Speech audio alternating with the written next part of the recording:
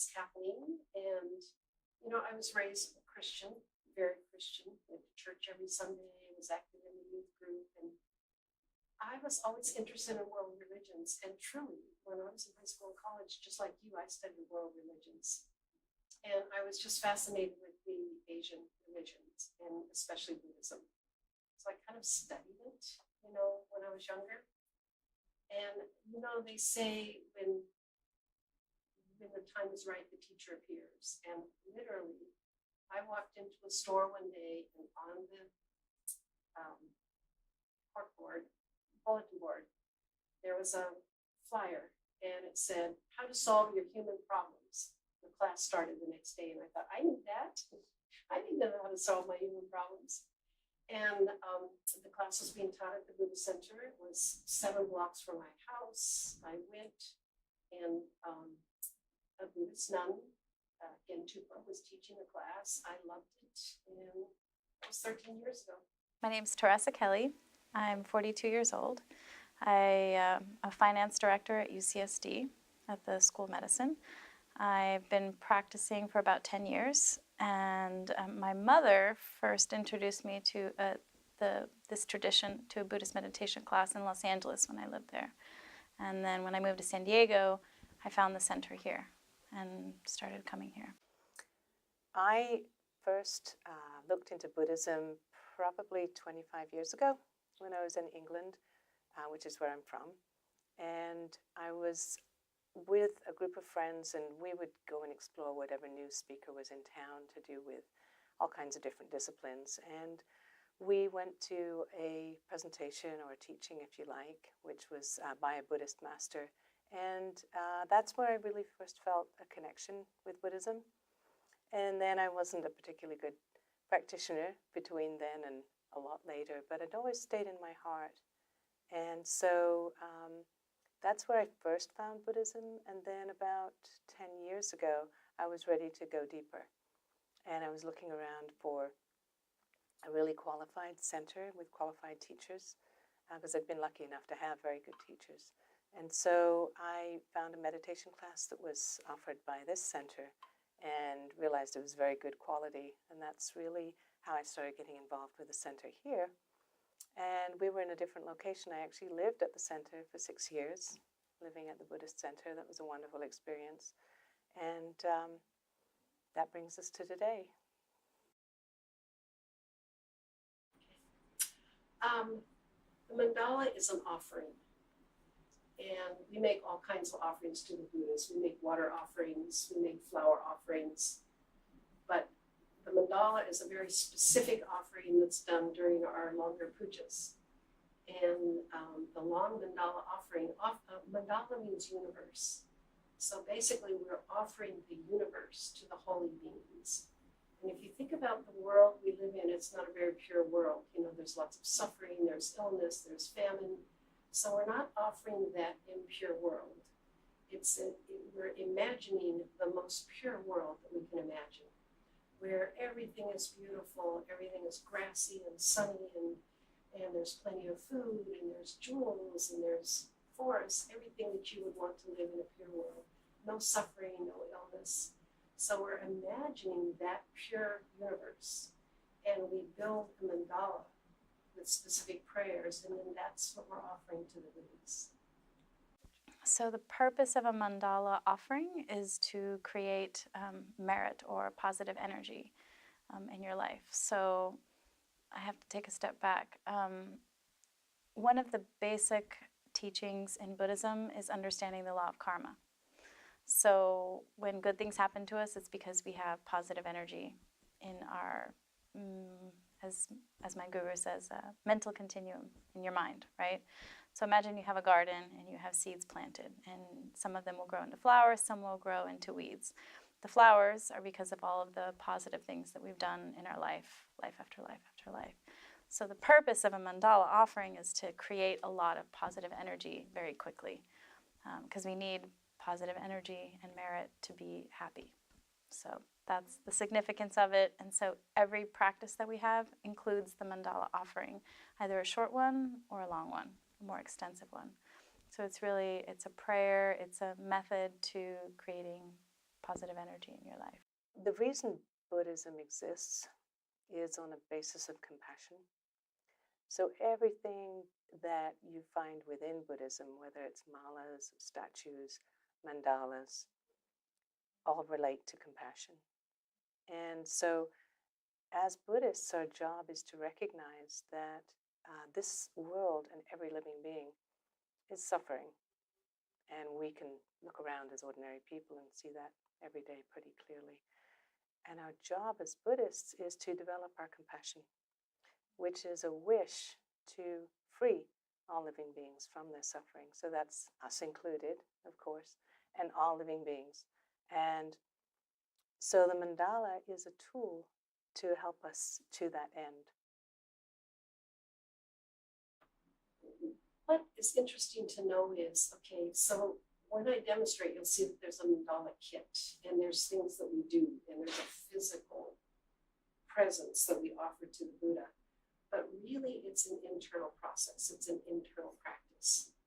So it's a meditation, it's a prayer.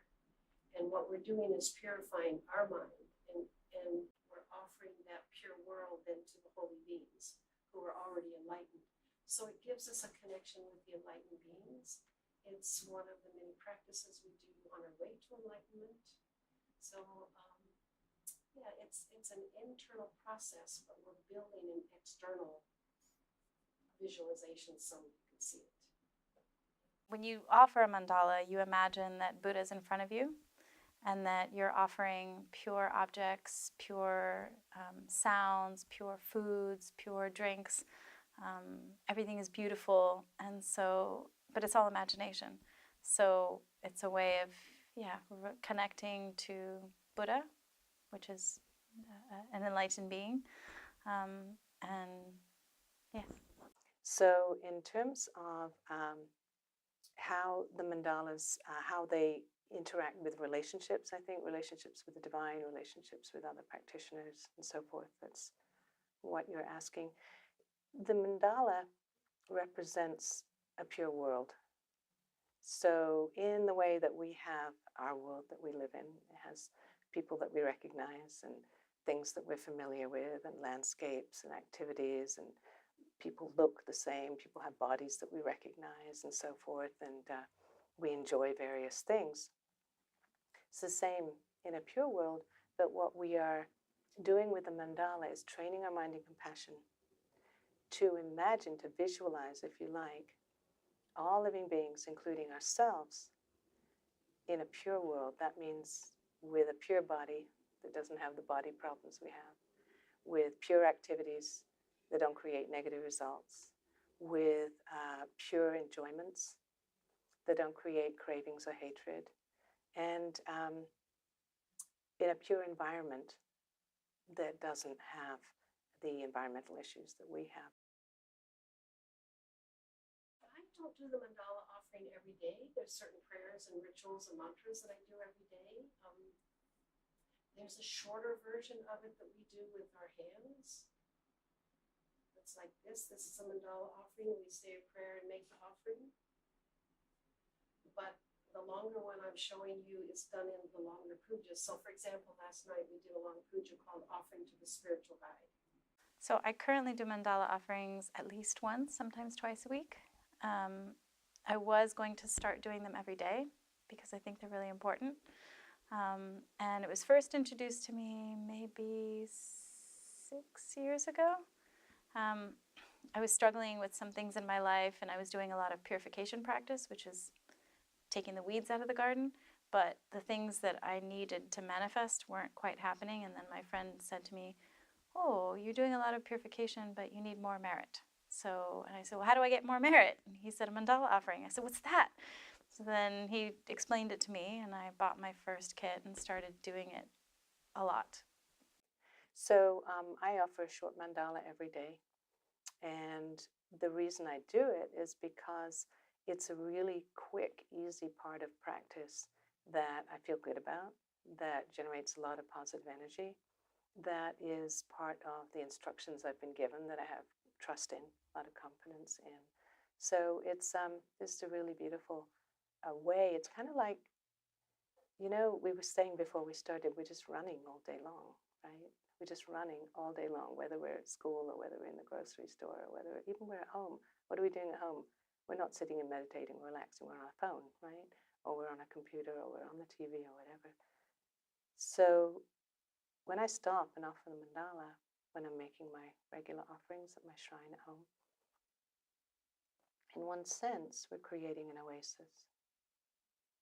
And unless we make a deliberate effort to do that, it's never going to happen by itself.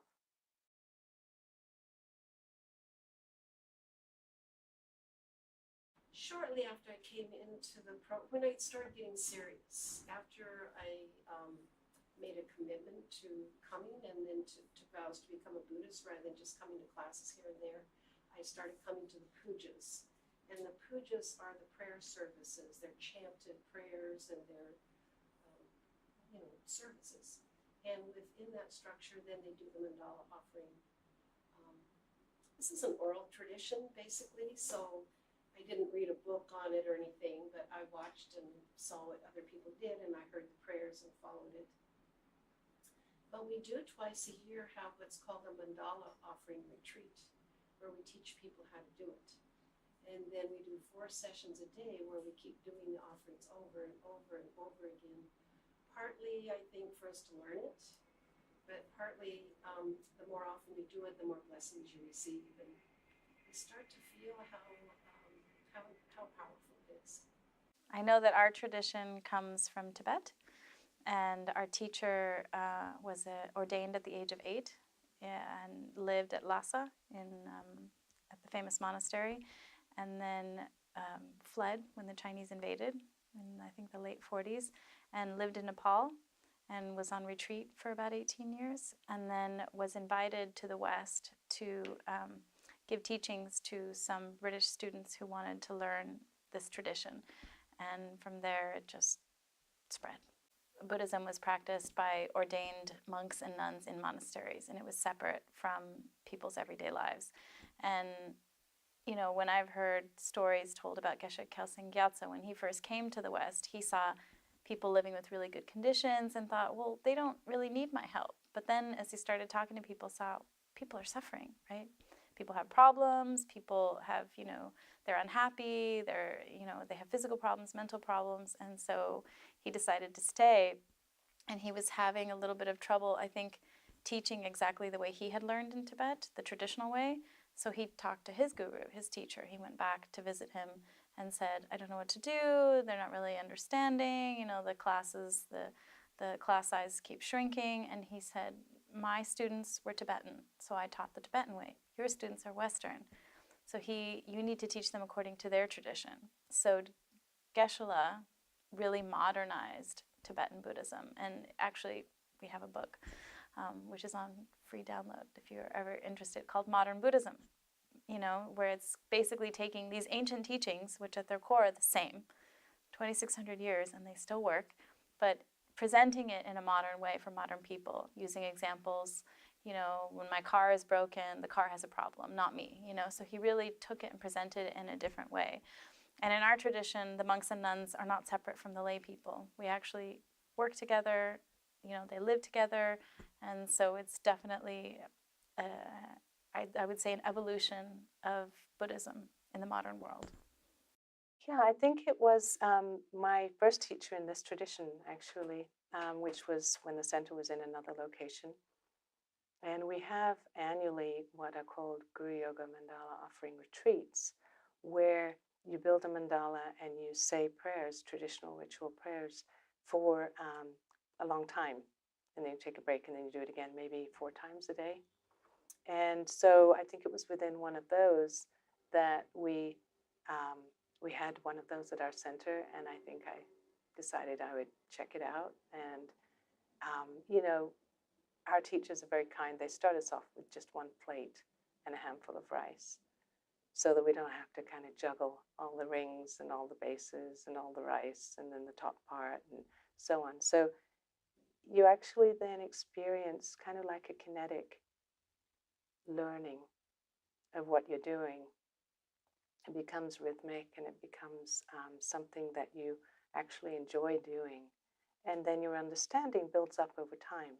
So you start with the activity just a little bit, and then you develop a little bit of understanding, and then you enjoy that, and so you want to do it again, and then you understand it a little bit more. So it's like drop by drop. Our understanding of Dharma, Buddha's teachings, comes through the practice. It's not like you think, well, let me understand this whole thing, and then maybe I'll practice it a little bit. It's like we have to engage in it in order to understand it. And when you do, then you go, wow, that was cool. I want more. Great question. Actually, Kadampa Buddhism is pure Buddhism.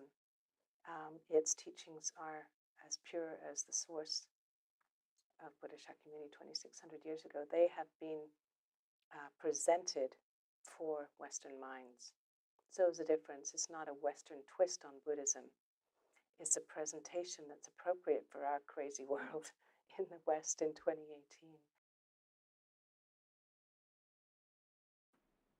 I don't think so, because it's a prayer, basically. It's an inner intention. It's purifying our mind and imagining a pure world, and then offering that pure world to the Buddhas. But our prayer is, may all beings enjoy this pure land. So we're basically praying for everybody to be free from suffering and to live in a beautiful, pure universe. Yeah, no tensions. It's a very pure tradition. I mean, I've been practicing, like I said, for 10 years, and I've never seen anything that made me go, wait a minute, it's really, the teachings themselves are so pure that as long as you practice them and really try sincerely, then, the results are positive. So I haven't actually seen anything that made me go, I don't know about that. It's an interesting question because I don't think outside society is really familiar with mandalas. I think that when we come into a Buddhist center and we first see a mandala and we don't know what it is, we probably have some misconceptions about it simply because we don't know what it is. I think that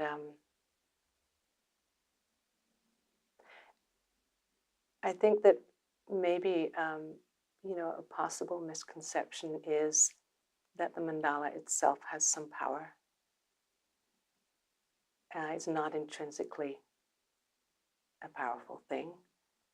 It's dependent on our mind as to what meaning it has. And so I think that sometimes with ritual objects, we can think, oh, that thing has some power. That's a special rock, or it's a magical whatever. And all of those things depend on us. The power of an object depends on us. So that would probably be today's answer. I think so. Yeah. It's connecting us with the enlightened beings, for one thing, but it's a virtuous practice. Our prayer is to benefit everybody, all living beings, animals and humans, and all beings that are alive. And so it's a beneficial wish and a prayer for everybody to be happy. And it's also a spiritual practice. And I think anytime you do a spiritual practice within a community that's on the path to enlightenment, which is what this community is, definitely. Yeah, I mean, one of the things we learn is how to develop the mind of equanimity, right? That we all are more similar than we are different on the outside, whether it's gender, culture, ethnicity, etc. At the end of the day, everybody wants to be happy. So in that, it's the same universal wish we all have. So those differences in this tradition, it's not even purposefully done. It just happens naturally. In the sense that they are part of an overall practice that leads us to that, they contribute to that process. Yeah. And in the sense that when they're used correctly, they lead us to an experience of the enlightened mind through our own imagination. Then they're part of that process. But, how do you know somebody's using a mandala correctly or not? How do you know?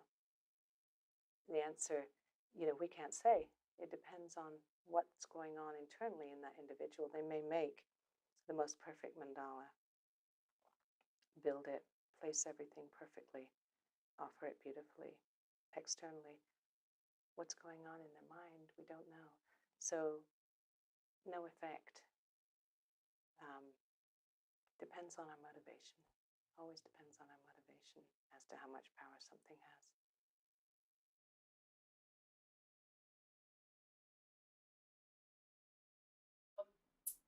It's a virtuous practice. It's an internal practice made visible through the mandala kit.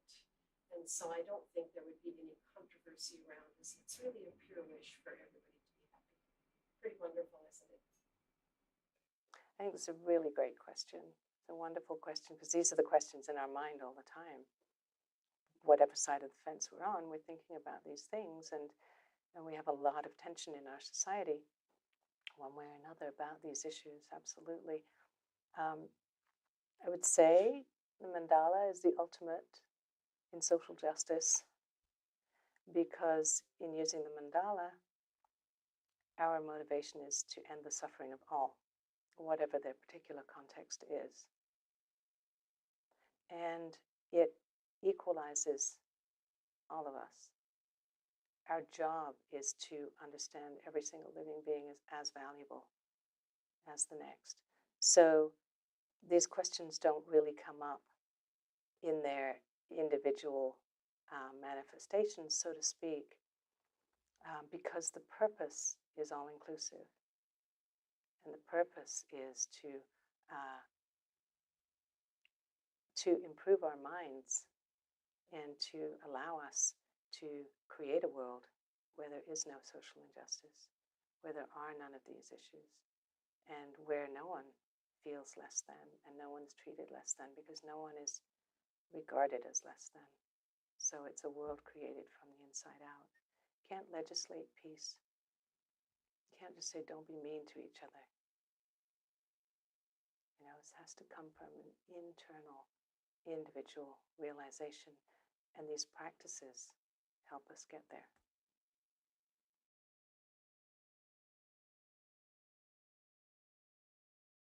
I mean, nothing lasts forever, right? Even us, you know, we change over time. We change from when we were a baby, we change when we were a teenager, to when we're an adult, to when we're middle-aged. You know, it's everything is impermanent, moment by moment. Yes, we live in a Western society where materialism is really promoted. Unfortunately, I think we're probably a little bit misled by our society because we're taught that if we have more money and more things, we'll be happy. But as we know from our experience, that doesn't work. You see a lot of wealthy people that are very unhappy, that on the surface they look like they have everything, but they don't. Why? Because happiness is a state of mind. Yes, having material wealth can be helpful, but at the end of the day, if you don't have those internal causes of how to be happy, then externally it doesn't matter. There's a lot of people who have very little external wealth who are extremely happy. So, yeah, I mean, a mandala is beautiful because it's imagined, right? And the mind is limitless. You can offer anything that you want. You could offer beautiful home by the beach, and you know, in the mandala. If you like surfing, you can offer the joy you feel when you're surfing. I like to dance, so when I offer everything at the end, I just throw it all in there. You know, I even throw in myself.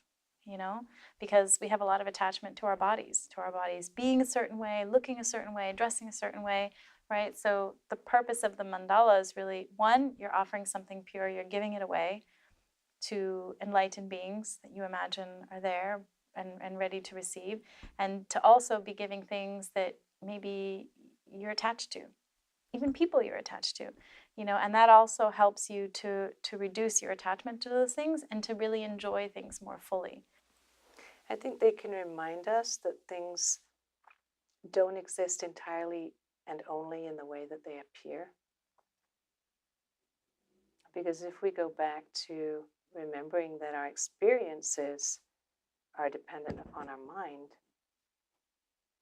then we can say, okay, if we're living in a world that's very materialistic and it's very driven by material gain, by success, by reputation, you know, we're motivated to get more than the other person, motivated to have, you know, the fastest, the newest, the greatest, the most modern, whatever it is.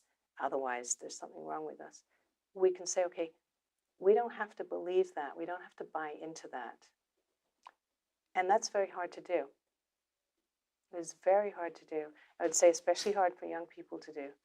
You know, when we're absorbed with our phones and our Instagram and our vlog and our blog and our whatever the latest, tweet from our favorite celebrity or whoever, we're under assault actually by an enormous amount of evidence that tells us that things are a certain way. And if we're not, there's something wrong with us, And mandala, as we mentioned earlier, it's like we can use that as an oasis. We can step away from that craziness and say, actually, I know better. I know better. The nature of the mind is to create my experiences. It's like a dream in the sense that we can create all kinds of different things. So why not create a positive dream? And that's how mandala comes in. So I would say, actually, working with a mandala in the right way helps us to understand our real power as a living being with a human mind in this world, where a lot of the time, that's not really the focus, right? We focus externally a lot, got to go to the gym, got to get the latest whatever, hip clothes, best trainers, jewelry, got to eat the right things. Some people think the right thing is this, some people think the right thing is that. It's a whole spectrum of what we ought to be doing, right, according to a lot of different people. And we buy into that. It's very magnetic. It is very magnetic and it's very addictive. And we don't have power when we're in that cycle of unconscious consumerism. There's nothing wrong with having money. There's nothing wrong with having nice things. There's nothing wrong with enjoying the world, enjoying friends, enjoying your relationships, enjoying travel, enjoying whatever. What we have to understand is that's not the source of happiness. And our world currently is geared to telling us that it is. So using a mandala, we create different world, different internal experience, different external experience.